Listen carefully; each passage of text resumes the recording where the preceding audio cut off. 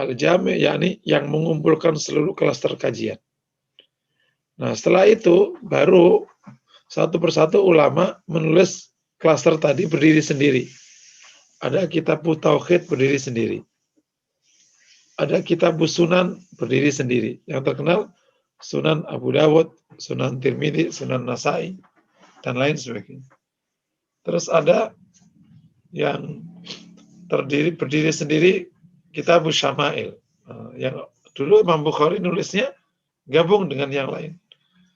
Nah, kitab Syama'il contohnya Syama'il Muhammadiyah tulisan Imam Tirmidzi.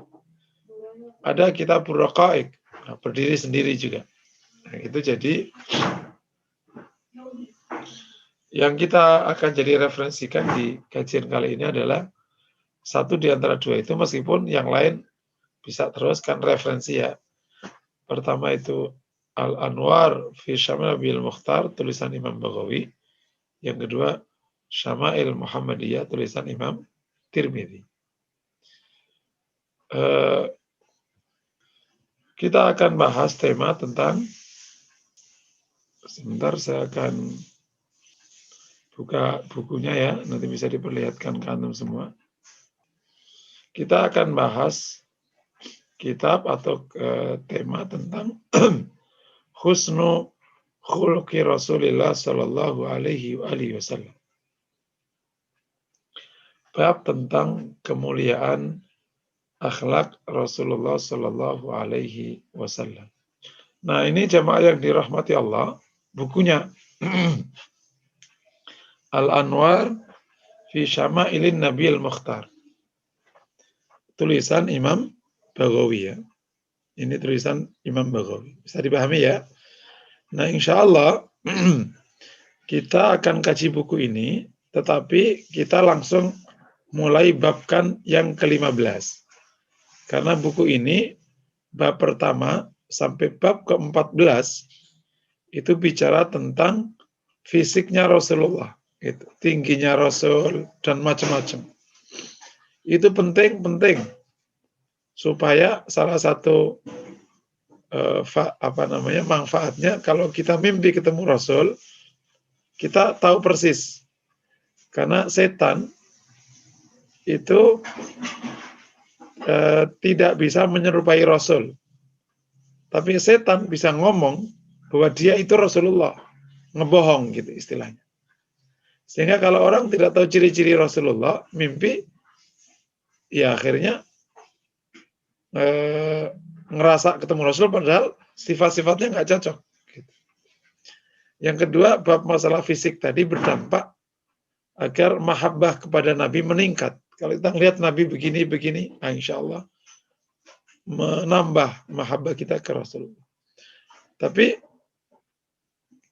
kebutuhan kita yang jangka pendek ini itu adalah mengetahui akhlak Nabi dan perilaku Nabi agar bisa kita contoh. Gitu. Oh, jadi Nabi itu begini toh. Nah, itu dahsyat sekali. Nah, jadi kita akan langsung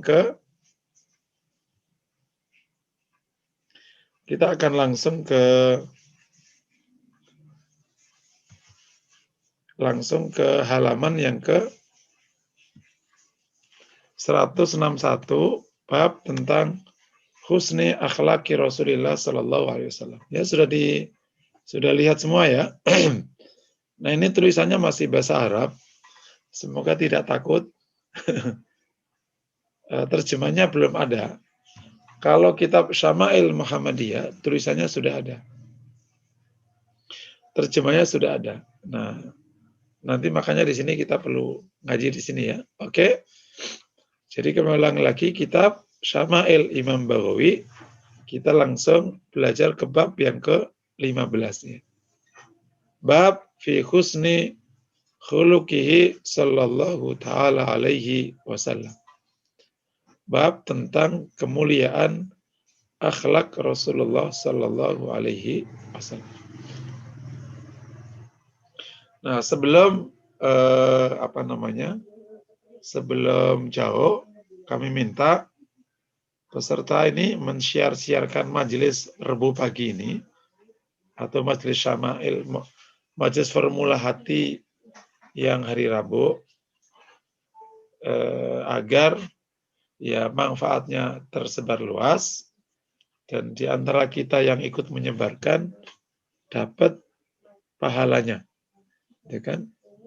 Man sanna sunnatan hasanatan falahu ajruhu wa ajru man amila bihi.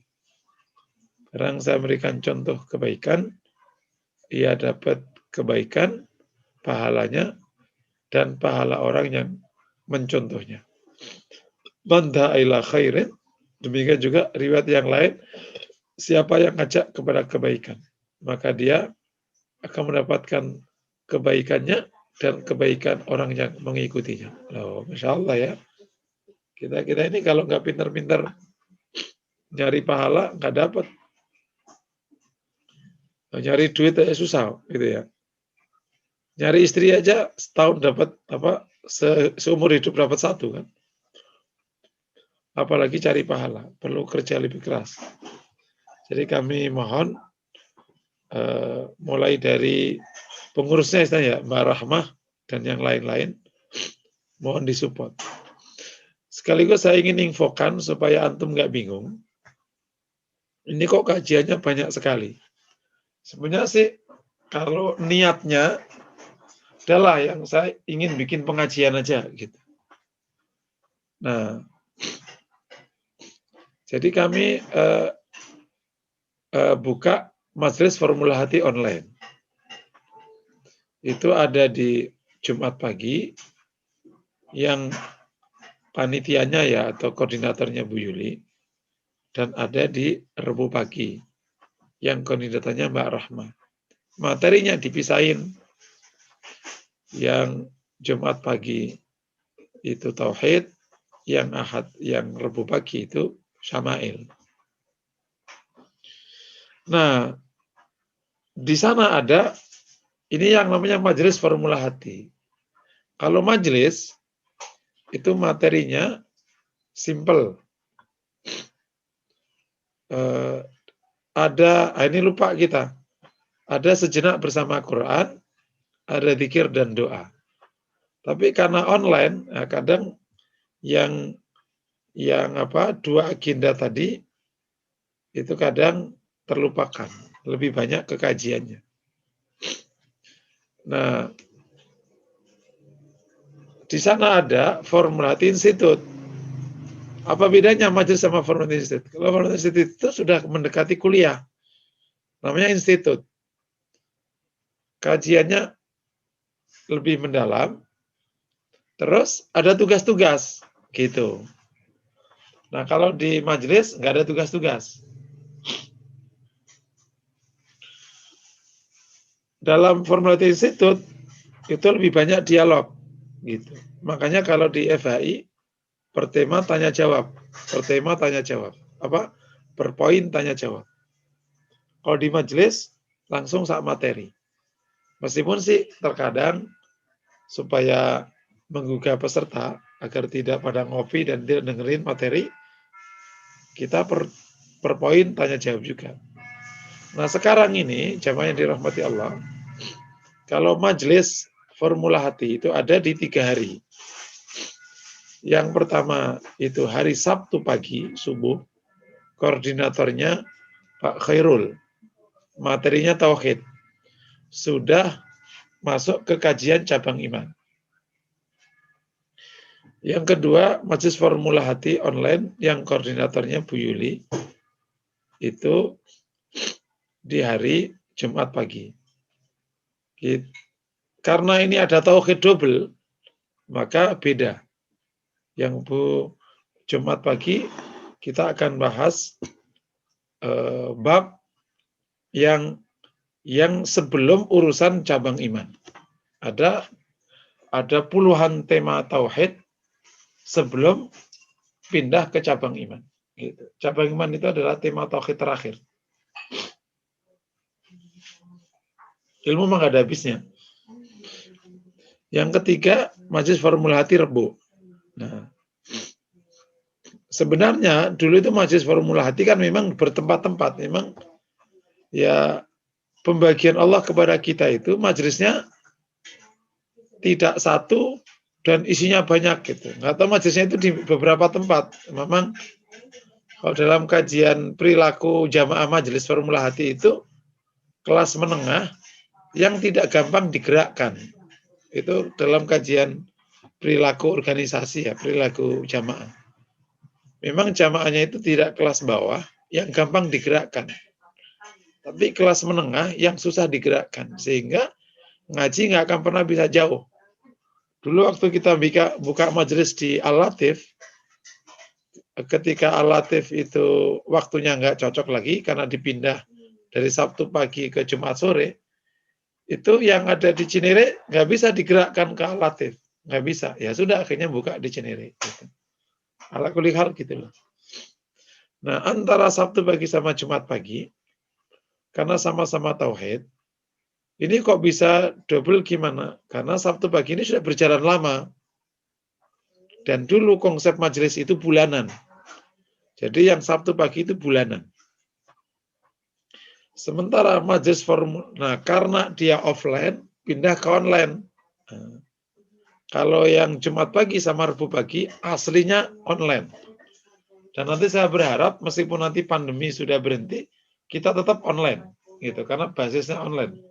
Supaya apa? Supaya memudahkan aja eksekusi kan. Kalau offline itu datang ke tempat majelisnya aja butuh 1,5 jam. Pulangnya 1,5 jam, jadi panjang. Nah, sementara ya tadi ada majelis, sementara ada Formula Hati Institute. Itu ada di Sabtu pagi sama Selasa malam. Materinya beda. FHI yang Selasa malam itu Tazkiyatun Nafas. Ini terbentuk karena dulu para peserta FHI yang ada di Bintaro ingin kembali mengumpulkan para peserta untuk melakukan kuliah lagi, kuliah online. Gitu. Makanya istilahnya kalau di FHI itu kuliah formula hati, supaya genah secara istilah. Kalau ini namanya majelis. Ya. Kemudian ada FHI yang Sabtu pagi, kuliah keluarga. Nah, jadi beda-beda materi. Nah, peserta kalau kemudian ikut semuanya silakan aja, asal jangan bosen ya. Jangan sampai gara-gara sering akhirnya bosen nih, awas. Kalau bosen, pilih salah satu. Nah, tetapi kami ingatkan, mau apapun itu sebenarnya ilmu Islam. Cuman metode aja yang berbeda. Nah, meskipun begitu, kami tetap membedakan materi. Agar jamaah kalau masuk, tidak mengulang materi. Jadi materinya beda-beda sekali. Majelisnya juga beda. Tauhid, Syama'il, beda. Meskipun sama-sama majelis. Demikian juga majelis sama Formati Institut juga beda. FHI Selasa malam itu Tazkiyatun Nafas. FHI Sabtu pagi itu keluarga. Jadi siapapun yang ketemu tidak akan ketemu materi yang sama. Nah, adapun pemberi materi sementara ini masih saya semua. Kenapa? Untuk membuat simpel dan untuk tidak bicara administrasi terlebih dahulu. Karena kalau melibatkan orang lain, nanti kita harus mengerti punya rasa hormat, rasa terima kasih kan. Nah, daripada nanti manajemen pusing terlebih dahulu, yang penting jalan dulu. Karena kalau FH itu kan, terutama FH itu kan memang kalau kita ngundang dosen yang lain, kan ada inilah ya. Nah, sehingga akhirnya udah saya dulu aja biar gampang manajemennya. Kalau nanti sudah mulai kokoh, kita bisa ngundang para asatid yang lain, terutama di FHI. Kalau majelis, ini memang masih banyak saya, toh juga ke depan bisa diisi yang lain. Karena dalam prinsip kami, saya ingin bangun sistem supaya kalau saya misalnya udur atau acara apa-apa, itu pengajian dan kuliah tidak berhenti. Artinya amal solehnya bisa berlangsung lebih lama. Nah, sebenarnya ini membangun amal soleh yang bisa berlangsung lebih lama. Gitu ya. Semoga tidak bingung, dan saya ulangi lagi, kepada peserta di Masjid FH Rebu pagi ini, harus terus mensiar-siarkan ke grup-grup yang lain, dan harus kasih experience supaya tertarik masuk. Alasannya satu, agar majelis kita ini syiar, dan berarti kita punya kontribusi mensyiarkan agama ini. Kalau kita punya kontribusi syiarnya agama ini, dan banyak orang tercerahkan, insya Allah kita dapat pahala, dan juga pahala orang yang tercerahkan. Jadi Amin. kembalinya ke kita-kita juga. Kita mencoba pinter-pinterlah nyari pundi-pundi pahala. Zaman sudah akhir kayak gini, kalau pahalanya kurang-kurang khawatir kita kan. Oke, tadi iklan sebentar supaya paham situasi di Formula Hati. Tapi di sana kalau antum juga ngikuti, ada kajian personal saya, itu beda lagi itu.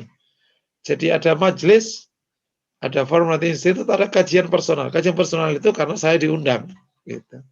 Nah, temanya biasanya kesepakatan antara saya dengan lembaga yang mengundang. Nah ini itu kan di mana-mana. Kalau waktu zaman offline, saya itu punya kajian hampir 40 tempat. Nah, temanya ya pasti di 16 materi itu temanya. Ya ada yang ketemu tafsir, ada yang ketemu hadis, ada yang ketemu syama'il, ada yang ketemu tematik, ada ketemu macam-macam gitu. Nah, karena online, kajian yang banyak tadi yang bertahan di online sekitar 12 kajian dengan tema berbeda-beda.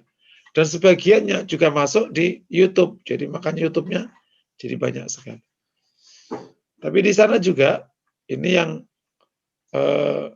bentuk yang berikutnya. Jadi ada majelis, ada FHI, ada kajian personal, ada namanya tayangan personal. Tayangan personal itu adalah lembaga broadcast, baik TV atau radio, yang sengaja khusus ngerekam saya personal, nggak ada pesertanya, tayangan, gitu.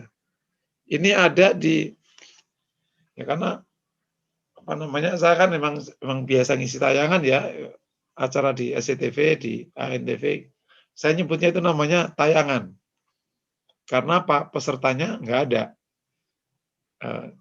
Tidak kayak ini kan pesertanya saya hadapi. Kalau ini ya kita bikin tayangan, pesertanya siapa aja. Nah, tayangan itu sekarang ada di beberapa. Yang pertama ada di iDream TV. Terus juga ada di The Muslim TV. Itu tayangan. Juga ada di Radio iDream. Nah, dia punya radio.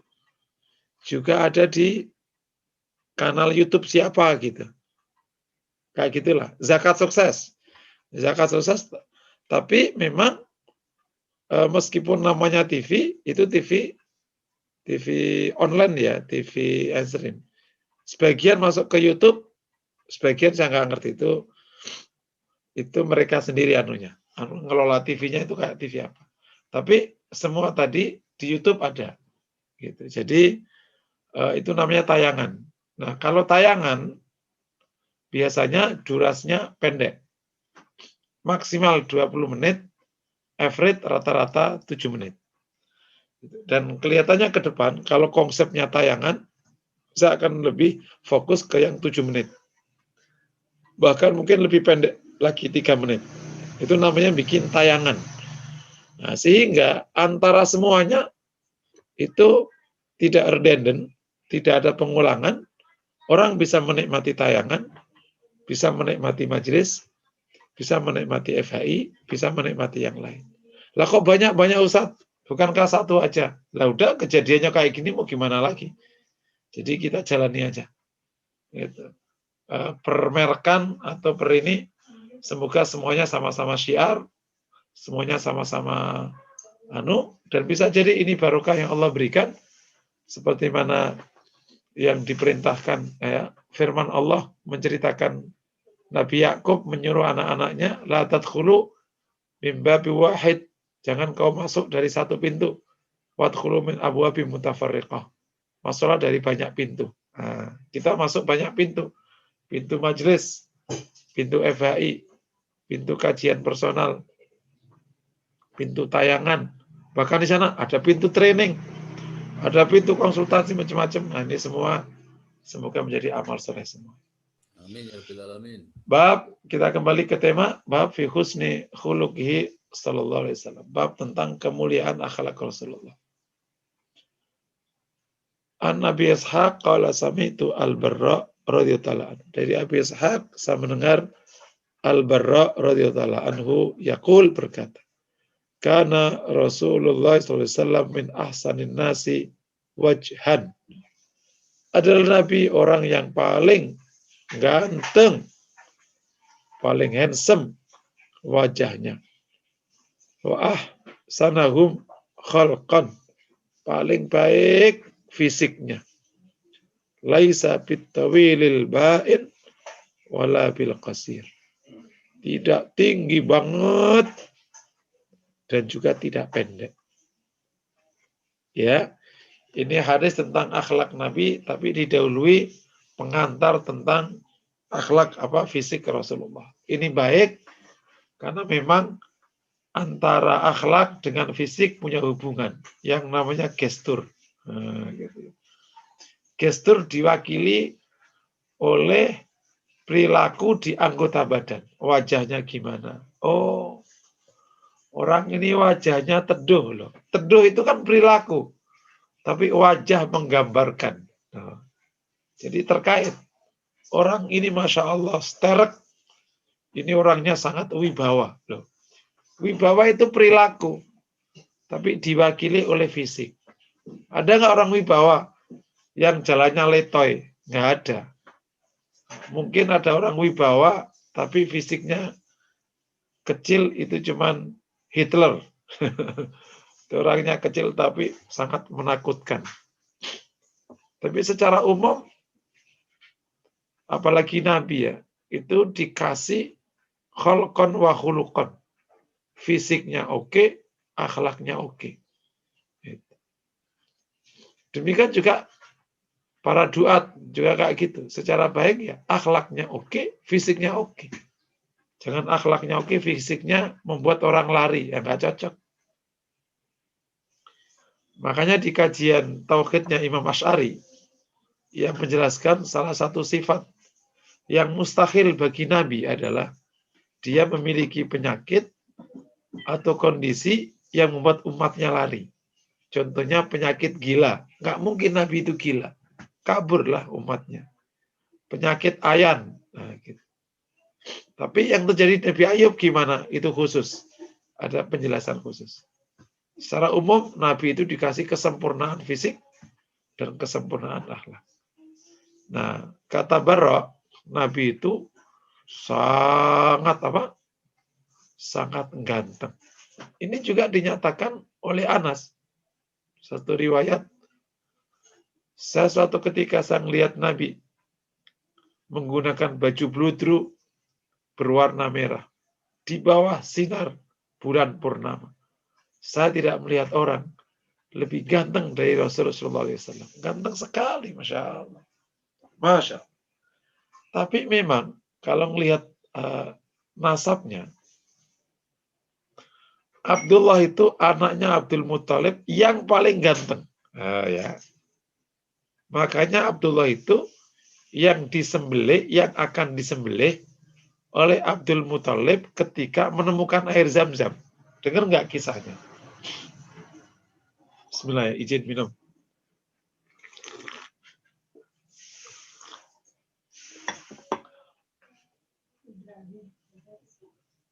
Jadi waktu Abdul Muthalib itu ingin mencari air Zam-Zam yang kisahnya udah populer itu. Kan sempat air Zam-Zam itu ketutup. Ya kan Ka'bah itu kan pernah hancur kan, hanyut. Nah, waktu ketutup itu Abdul Muthalib itu bernadar, kalau sampai saya menemukan air Zam-Zam, maka saya akan persembahkan anak terkasih saya. Karena Abdullah itu yang paling ganteng dan yang paling disayangi oleh Abdul Muthalib. Sembelihkan dipersembahkan kepada Allah Subhanahu wa taala. Ibu bayangin, tanah Mekah nggak punya air, hidupnya kemana coba? Mau nyari air kemana Mekah? Matilah. Akhirnya Abdul Muthalib itu mimpi. Dikasih tahulah letak Zam-Zam. Akhirnya digali, benar ketemu air Zam-Zam yang ditinggalkan Nabi Ismail itu. Ketemu. Nah, waktu mau ketemu, akhirnya Abdullah dibawa ke tempat penyembelihan. Dari mana? Ya ke tempat penyembelihan di Mina. Ya kan dia masih dapat kisah penyembelihan sebagai persembahan kepada Allah. Yakni anak tersayangnya, bukan kambing. Tapi orang-orang Quraisy melarangnya. Kata, kasihan kan Abdul Muthalib sudah mendapatkan air. Ini kan sudah membantu orang Quraisy kan. Tapi ya karena nazarnya harus dijalankan. Akhirnya oleh ahli-ahli ya disebutnya waktu itu ahli nujum, ahli apa semuanya, kumpul untuk memberikan usul ke Abdul Muthalib. Kita ini saja mengundi supaya istilahnya Allah akan menunjukkan ke yang mana. Jangan kau sembelih anakmu. Sembelihlah onta sesuai dengan jumlah yang dikehendaki Allah sebagai tebusan akan anakmu. Gitu kira-kira. Makanya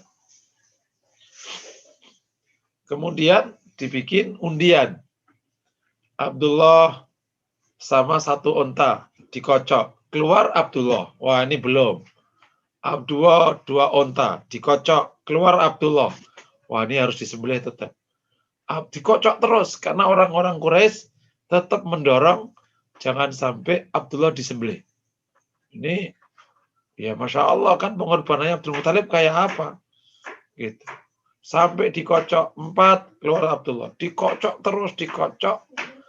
Ketika 100 onta dikocok, keluarnya 100 onta. Nah, maka akhirnya Abdul Muthalib mengumpulkan 100 onta, disembelih untuk mengganti Abdullah yang sudah dinadarkan untuk disembelih kalau air Zam-Zam ketemu.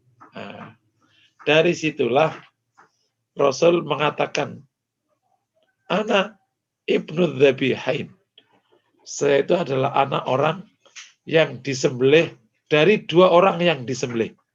Yang pertama Ismail, yang kedua Abdullah. Paham ya?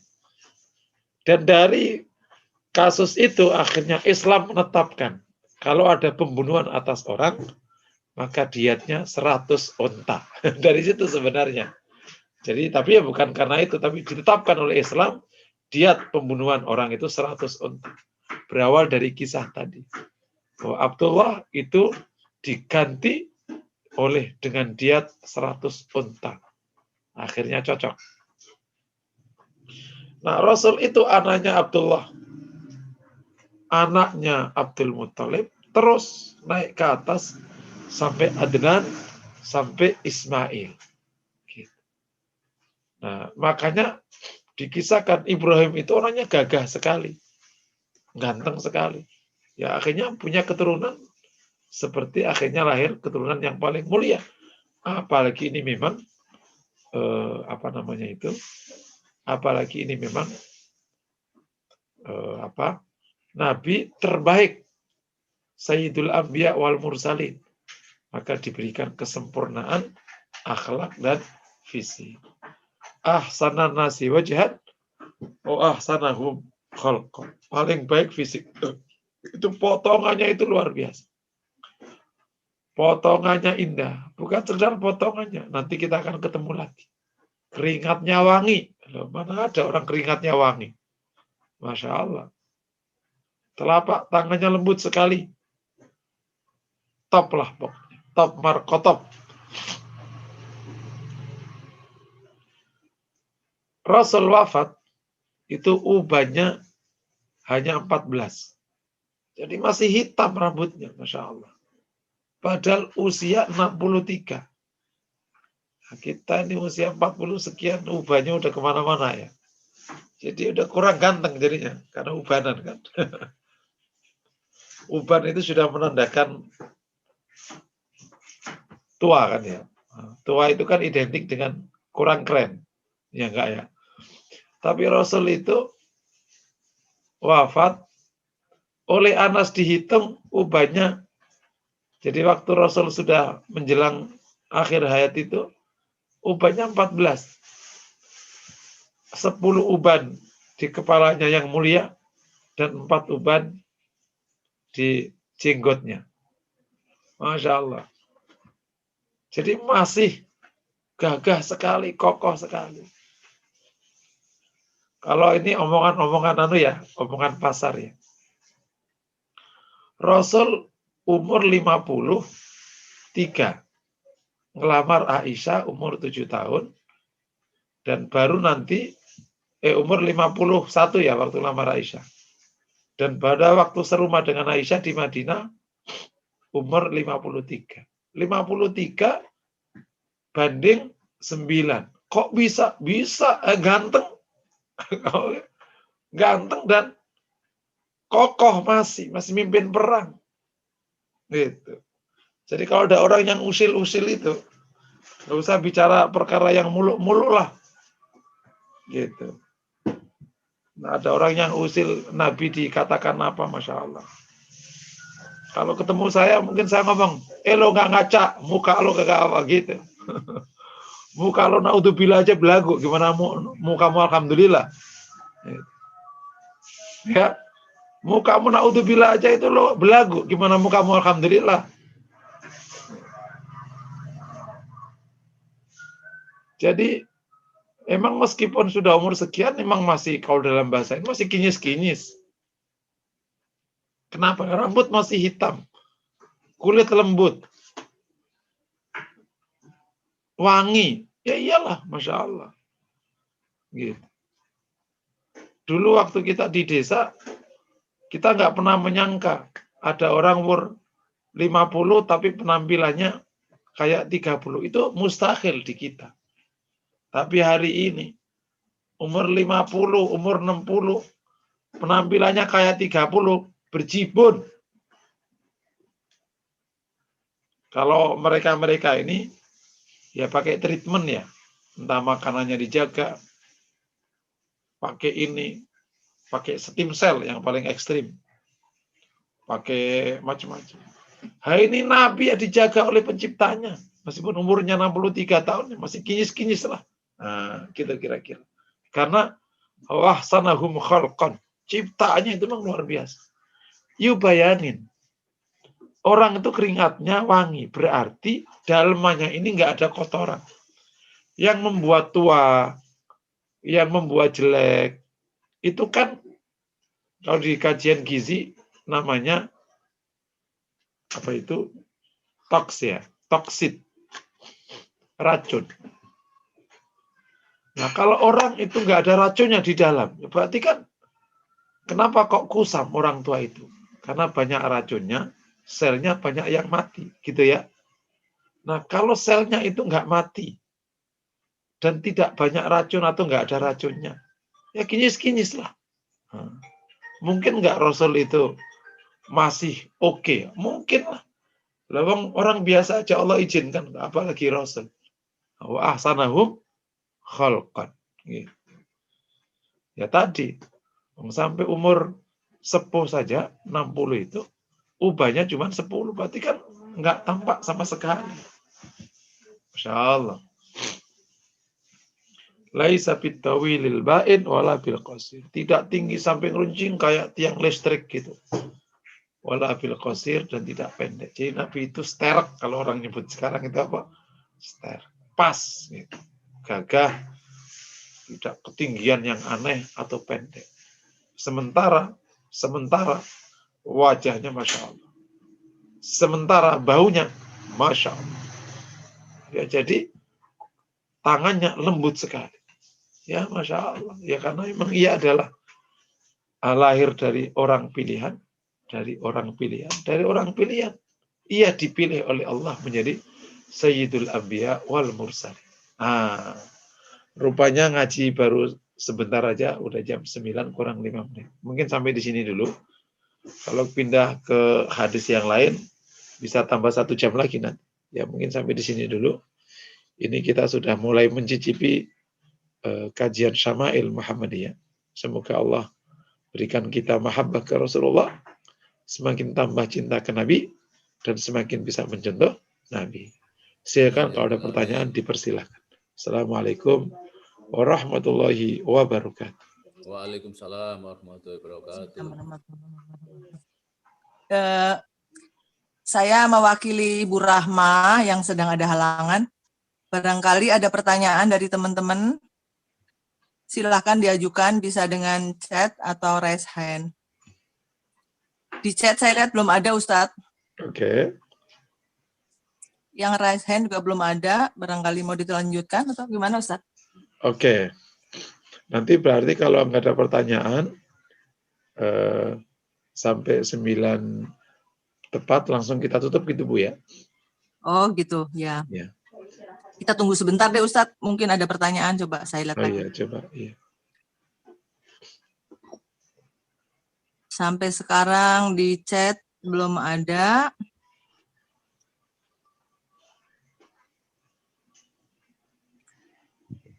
Di raise hand juga belum ada. Oke.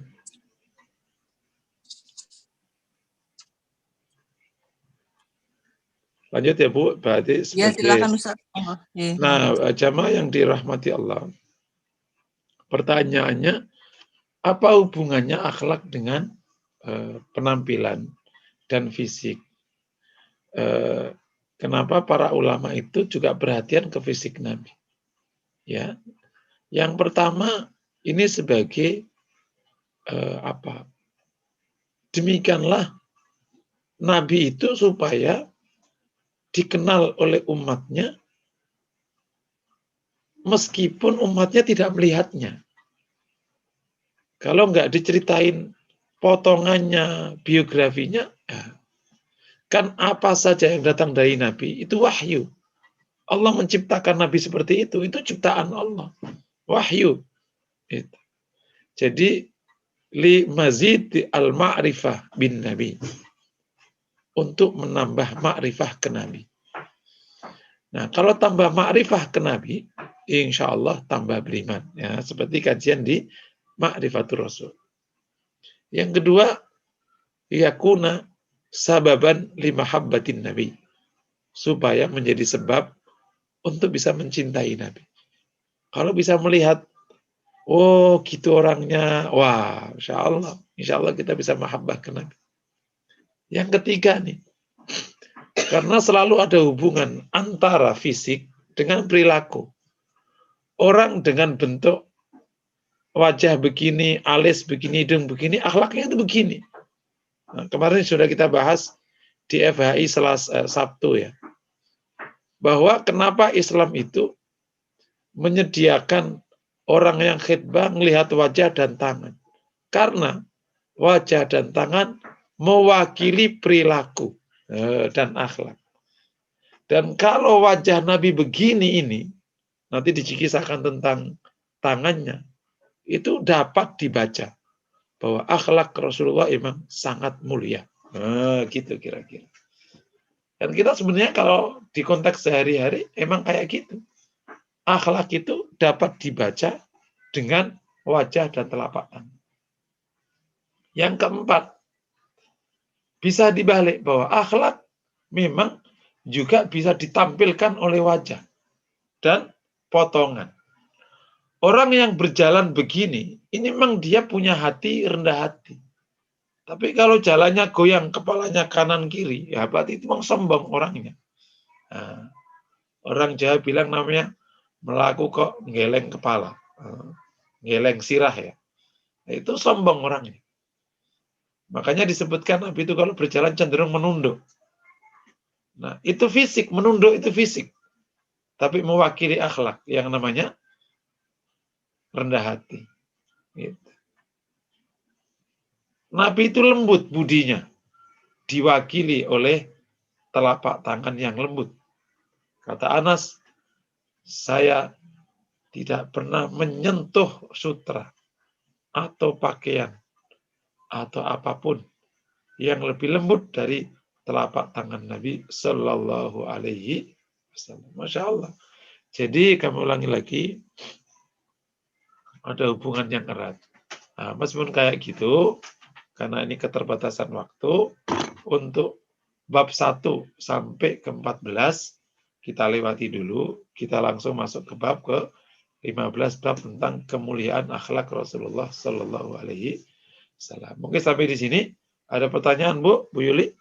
Kalau tidak ada, kita tutup. Ada satu Ustadz pertanyaan.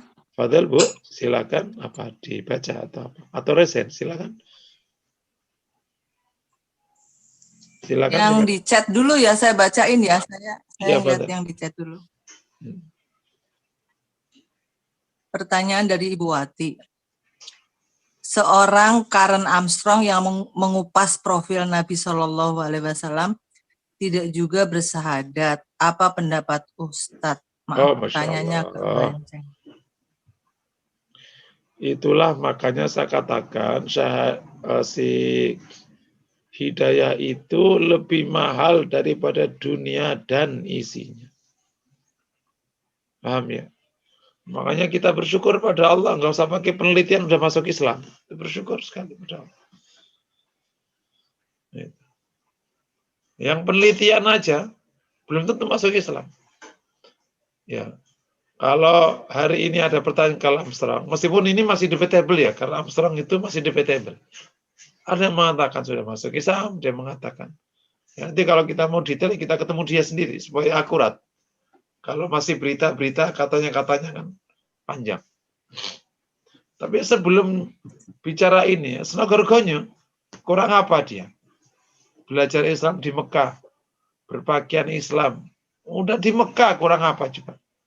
Dan di Mekah tidak mungkin dia tidak Islam. Pasti KTP-nya, paspornya Islam.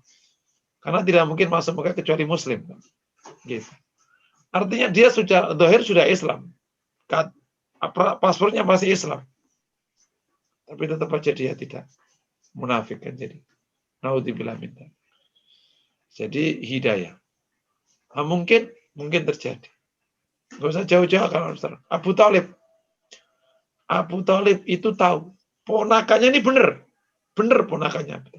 Bukan salah. Muhammad benar. Tapi dia tidak sanggup disebut dan dikenang oleh orang Quraisy bahwa Abu Thalib meninggalkan agama Abu Thalib. Gara-gara persepsiannya, Abu Thalib tidak masuk Islam. Jadi hati-hati yang main persepsi-persepsi ini. Karena Abu Thalib itu tetap menjadi kafir gara-gara menjaga persepsi. Jadi hati-hati yang suka persepsi. Oke, itu jawabannya. Wallahu a'lam bishawab.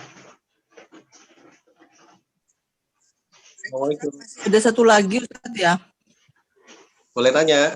Fadal. Oh, siapa ya ini ada di resen? Monggo silakan monggo yang resen dulu deh. Saya nggak tahu siapa ini. Monggo. Ya. Assalamualaikum Ustaz. Waalaikumsalam warahmatullahi wabarakatuh. Fadal. Oke, Ustaz. Senang banget ketemu Ustaz lagi setelah sekian tahun nggak ketemu ya. Walaupun ketemunya masih baru. Iya. Pak Bambang. Masya Allah. Iya. Di mana? Di Bandung sekarang? Iya, di Bandung saat. Alhamdulillah. Fadal. Bisa terkumpul, bisa tersambung lagi ya, Ustaz ya. Iya. Terima kasih Bu Umi Nabila nih. Pengen nanti kapan-kapan main ke sana, Ustaz. Iya. Sehat selalu ya, Ustaz ya. Alhamdulillah. Oke, Ustaz. Ini sih sebenarnya sedikit sharing, saya sekaligus mungkin nanti nanya. Tentang kecintaan kita terhadap Rasulullah, Ustaz. Nah, pernah suatu saat itu saya di Makassar, turun dari Bandara Hasanuddin, waktu itu ada pembangunan jalan layang ya. Jadi macet banget lah gitu. Sementara saya harus sampai ke kantor buru-buru gitu. Nah, saya mengajak sampai ke tukang supir taksinya tuh, kan. Saya ajak untuk selawat, Ustaz. Ya, selawat aja yuk gitu. Saya juga nggak tahu sebenarnya bisa sayang sama Rasulullah, cinta sama Rasulullah, ya selawat takbir yuk, selawat semuanya. Gitu. Sampai supir taksinya selawat semua, Ustaz. Dan nggak tahu kebetulan atau memang itu memang pertolongan Allah ya. Kita lancar, Ustaz. Kebuka beneran. Kita lewat gitu. Ini kebuka. Ya, tapi supir taksinya juga nih penumpang tengil banget gitu ya, ngajak-ngajak sholawat gitu. Sholawat semua. Yang sebelah saya juga sholawat semua. Nah, itu mungkin salah satu pertolongan Allah ya yang lewat sholawat dan kita kecintaan terhadap Rasulullah. Nah, itu salah satunya, Ustaz. Nah, berangkat dari kejadian itu, Ustaz, maka kecintaan kita makin berlipat-lipat akhirnya kan, Ustaz ya. Kita sudah dituju langsung begitu, punya pengalaman langsung, kalau nggak terbuka itu kayaknya bandel banget gitu. Nah, akhirnya saya mengharuskan diri saya, mentargetkan diri saya itu sholawat harus setiap hari. Akhirnya muncul bilangan, Ustaz. Saya harus 1000 kali sholawat setiap hari. Nah, saya nggak tahu apakah ini benar atau tidak, gitu kan. Secara agama, gitu, Ustaz ya. Yang jelas saya secara awam, saya sudah ditunjukkan sedemikian dahsyatnya sholawat pada saat saya benar-benar memerlukan. Akhirnya timbul rasa yang lebih menggebu lagi. Saya targetkan pakai angka, gitu, Ustaz. Saya harus 1000 kali, gitu. Nah, itu bagaimana, Ustaz? Oh, ya. Atur nuhun, terima kasih, Ustaz. Assalamualaikum. Ya, ini bagus sekali. Jadi memang sholawat itu fadilahnya kan besar. Ini analisis hadisnya ya. Tentang kemudian yang didapatkan tadi. Kan hadisnya kan man shalla alayya sholatan sallallahu alaihi biha asyra. Barang siapa yang sholawat kepadaku 1 kali, maka Allah akan berinya kepadanya 10 sholawat. Sholawat itu apa sih? Rahmat. Ya, sholawat itu rahmat. Jadi terjemahkan lebih gampang kadang berselawat untuk Nabi Muhammad gimana? Barang siapa yang mendoakan rahmat untuk Rasulullah, maka Allah berikan padanya 10 rahmat. Paham ya? Sip. Ini bayangin. 1 rahmat itu bisa menyelesaikan seluruh kasus. Antum 1 salawat dapat 10 rahmat. Apalagi cuma kasus macet, antum bisa loncat. Nah, itu analisisnya. Makanya dari hadis ini, para ulama itu banyak yang menyarankan untuk semua halnya baca salawat. Di tempat di pondok saya, kalau ada santri datang, kerjaan macet, baca salawat. Gitu. Belum dapat jodoh, baca salawat. Barangku hilang, baca salawat. Zaman dulu kalau barang hilang kan susah ya. Emas hilang, kalau itu panjang ceritanya. Baca salawat. Jodoh ya. Iya. Jodoh hilang, salawat juga. Apa aja, nyari jodoh, salawat. Apa aja salawat. Karena salawat itu dapat 10 rahmat. Pertanyaannya.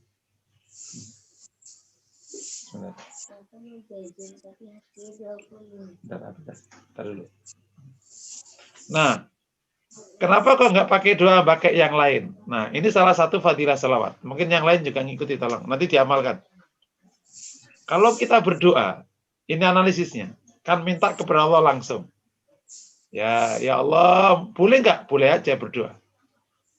Dikabulkan, insya Allah. Tapi kan kita ini kadang tidak memenuhi syarat untuk dikabulkan, kan? Mungkin doanya kurang khusyuk, kurang ikhlas, dosa banyak, terutama dosa online kan, pada ngapa-ngapain di online gitu, dan macam-macam. Masalah makanan kita ini halal haramnya masih dipertanyakan. Nah, kalau sholawat itu kan kita mendoakan Rasulullah, ya kan? Dan itu dijanjikan oleh Rasulullah, kalau mendoakan aku dikasih oleh Allah 10. Ada kepastian dapat rahmat. Paham kira-kira. Karena yang didoakan siapa? Makhluk terkasihnya Allah. Saya suka ngibaratin gini. Pak Bambang minjem ke tetangga. Mas, minjem mobilnya. Waduh, sorry Mas. Tentu Allah tidak sama dengan hambanya ya, enggak ya. Mas, bukan untuk aku. Ini anakmu minta aku anter. Karena nggak mau diantar sama kau. Gitu, minta diantar ke trampolin. Ngajak aku. Loh, untuk anakku. Ya Allah, Alhamdulillah.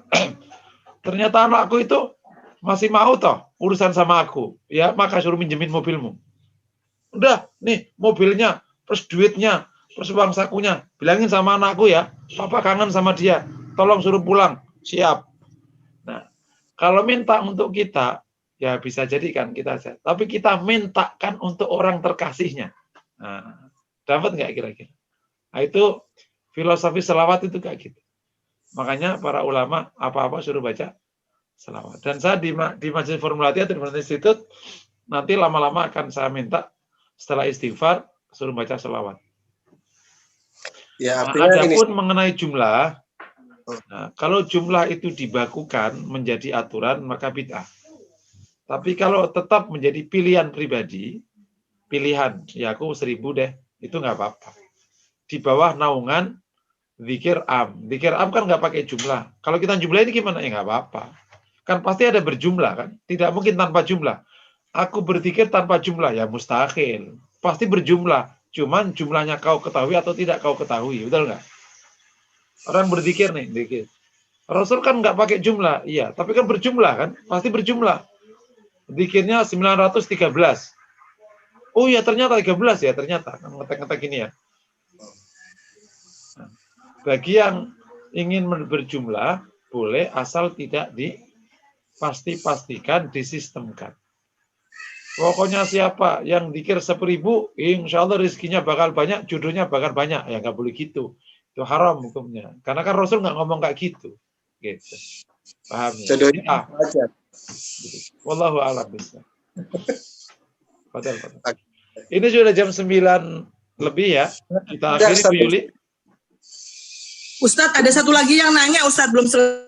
Oh gitu. Fadal.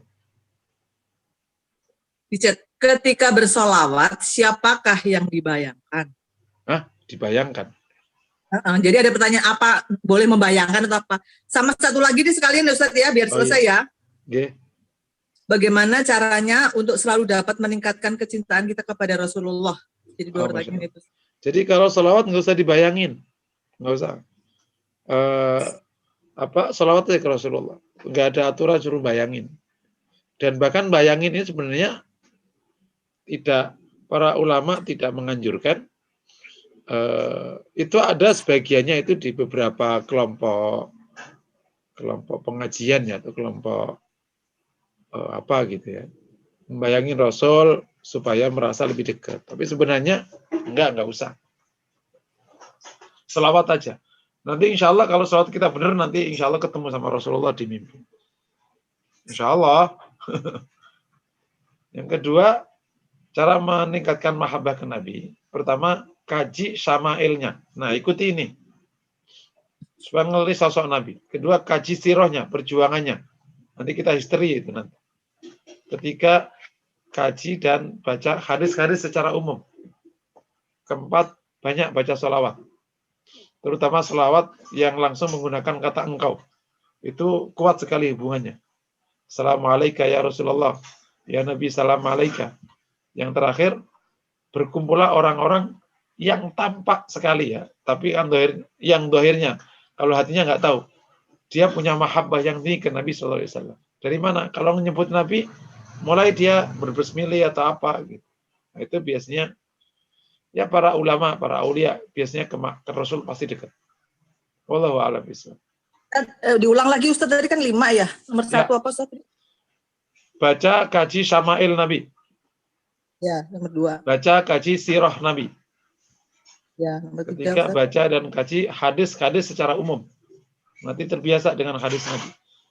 Keempat, banyak berbaca sholawat, terutama sholawat yang menggunakan kata engkau. Ya Nabi salam alaika, itu lebih dekat. Yang keempat, ketemu orang-orang yang mencintai Nabi. Nah, yang mencintai Nabi kan nggak ada yang tahu, itu kan hati. Cuman yang dohirnya mencintai Nabi. Ustaz, Wallahu terima a'lam kasih. bishawab. Barangkali kalau mau ditutup Ustaz, Oke, kepada dirahmati Allah, mari kita akhiri majelis Ustaz. hormati ini. Tapi sebelum saya akhiri, saya ulangi lagi ya, 20 orang yang ada di sini, mohon mensiar-siarkan majelis Rebu pagi ini kepada khalayak yang lain. Nah, supaya mau gabung, kasih experience. Gitu. Kalau cuma antum kasih link Zoom, itu nggak masuk. Harus ada cerita dari antum. Wih, saya ngaji Syama'il nih. Syama'il itu penting sekali. Nah, macam-macam lah. Antum nggak akan ketemu kajian Syama'il di tempat lain. Susah, jarang Syama'il itu. Nah, nanti insya Allah berbondong-bondong orang mendengar tentang Rasulullah SAW. Gitu ya. Jangan bakhil dengan jarinya untuk kebaikan. Dan jangan bakhil dengan tenaganya untuk kebaikan. Akhirnya sama-sama kita akhiri. Subhanakallahumma bihamdik. Asyhadu an la ilaha illa anta astaghfiruka wa atubu ilaik. Assalamualaikum